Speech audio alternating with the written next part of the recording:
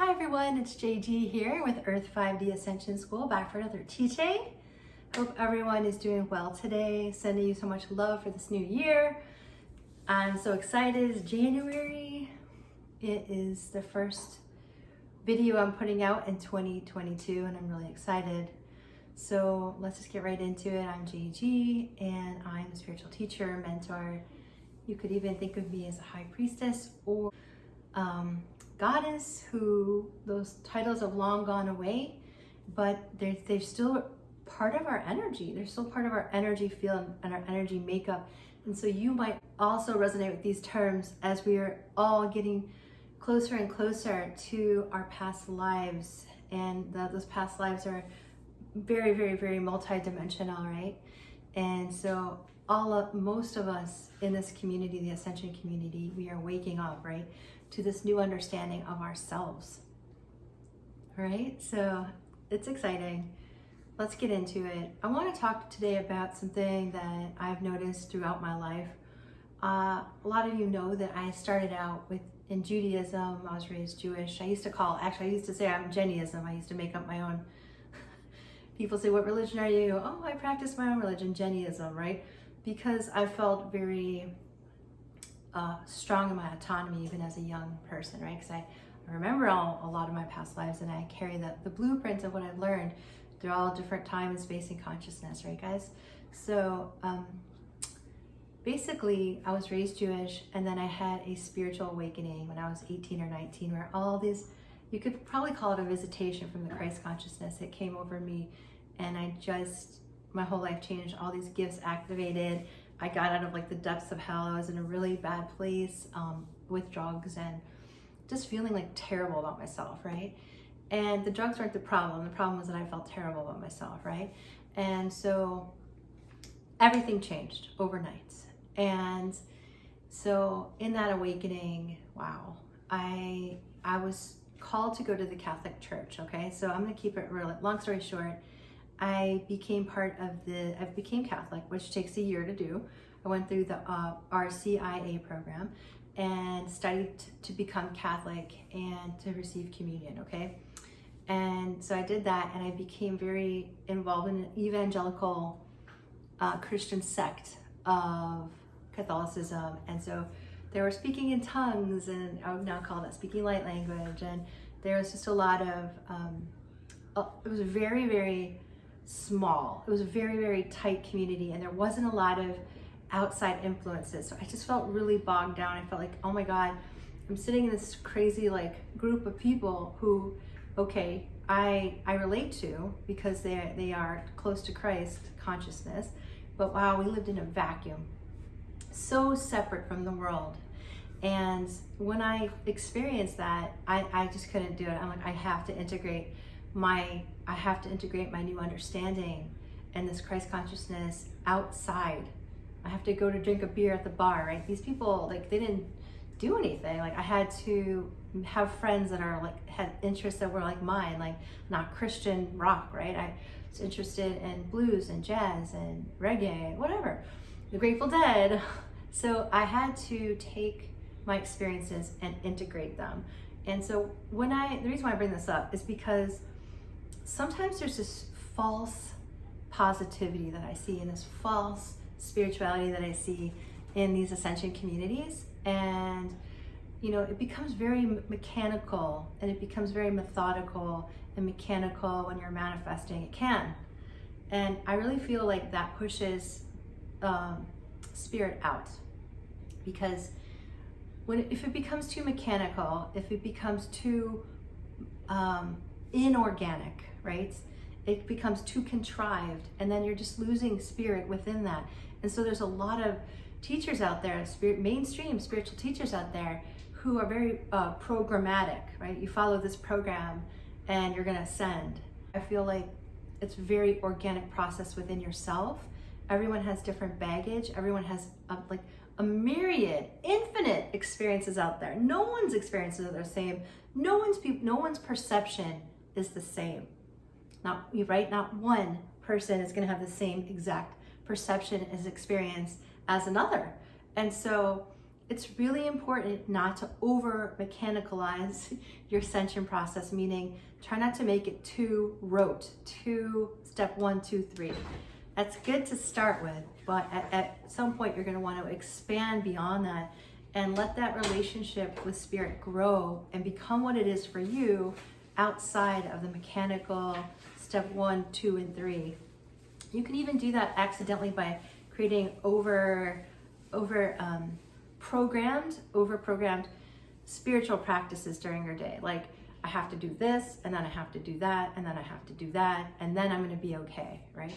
And I understand why we want to create a framework, but you don't want to take the organic process out, and I'll tell you why. Okay, so the reason why you don't want to do that is because what happens is that we become control freaks.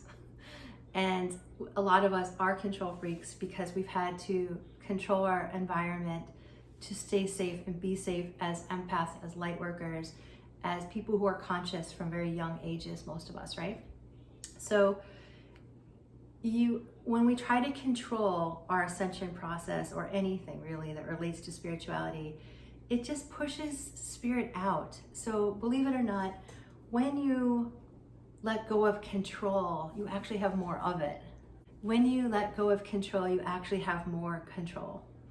And it's the opposite of what we think. So the reason why I'm addressing this is because there's a lot of people trying to manifest their dreams, right? And that's such a beautiful process. And when we're trying to manifest our dreams, a lot of times we beat ourselves up because we don't have what we want. And so in order to have what you want, there's this thing called living in the middle. It's a hot topic right now in manifestation communities. And when you think about living in the middle, that is your interaction with spirit. That is where spirit and the whole universe works to help you create something just amazing with your life, right? That's where the ascension piece happens. It's in the letting go of control. And no one really talks about it because sometimes it's counterintuitive because growing spiritually takes work, right? It's like flexing a muscle. So it's like humans right now are on step 1 of flexing that muscle. And so we need serious guidelines, right? Because we have no idea at times because we're so stuck in the matrix, right?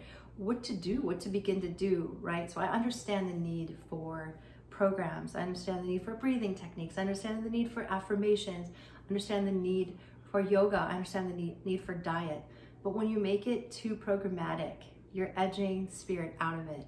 And so this is a very unique dance and balance between you and spirit. Okay? And so I can tell you things over and over. And you turn, on YouTube, obviously there's countless spiritual teachers out there, right? Watch out, just be aware. You want the teachers that are teaching you to be organic and develop that spiritual relationship with spirit directly. And if there are steps to doing that, eventually you want to sort of make it your own. You want to just make it your own. And a little addendum to this, and I can talk about it in another video, is that this whole thing about toxic happiness, it's like I'm watching a lot of people like me, on YouTube, and they're talking about, they're just like, looks like rainbows and unicorns could come out their rear end, you know what I mean? And I mean, that's good to be positive, but it doesn't have to be part of your every second of every day. I mean, there's times where you get frustrated. I mean, I have 3 children. There's times where I yell at my kids. There's times where I'm frustrated. There's times that I want to cry. There's times that I want to just run away, right? There's times where, there's a myriad of feelings that I feel as a human being and a spiritual teacher that are just absolutely not positive. So it's okay to be human. It's okay to not always be in rainbows and unicorns. And in allowing yourself the freedom to not be in rainbows and unicorns 24/7, you can face your shadow. You can truly develop an organic relationship with spirit, and that's what you're looking for. You don't want anything contrived. And so I learned that very young, that to stay away from like all these Like that one group that I got involved with, it felt like a cult. I was like, this is like, I lost all the other things that I did up until I became. So you don't want to lose all your interest just because you're ascending. You want to bring all those in, right? You want to be as genuine as you can and as organic as you can and natural as you can in that relationship with spirit, in your relationship with manifestations, because it can't just be like you're a robot, and you can't just say, hey, I want to be like someone else either. Like, oh, I want to make my life like, for instance, Kim Kardashian. I want to make my life like X, Y, and Z. That is not and that's not what we're looking for. We're looking for you to make your life what you are the essence of. And that is very specific to you, because no one has lived your life. No one's had the same experiences. I'm talking about a certain perspective on this channel. None of you have had my life, and nor I've had yours.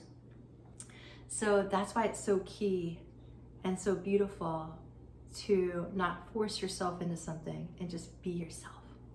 All right? So you don't need to have toxic positivity, and you don't need to hold on to control so much that you edge spirit out of your life.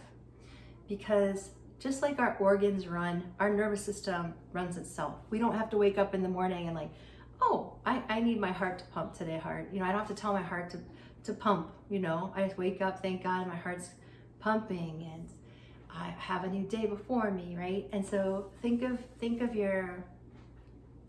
life like that, in that sense, that there's things that are just automatic. And when you let go of control, then those things can just happen naturally. And it's super helpful when you can't always see what's ahead of you. We can't, because it's such a changing time.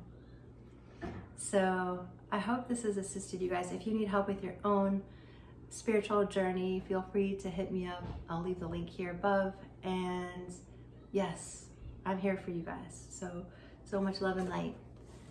I'll see you next time. Bye, friends.